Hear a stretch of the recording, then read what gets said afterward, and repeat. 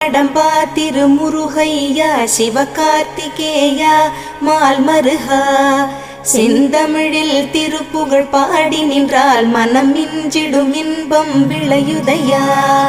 சிரகிரி வேலவனை காண்கையிலே விழிவோரம் கண்ணீர் பெருகிடுமே.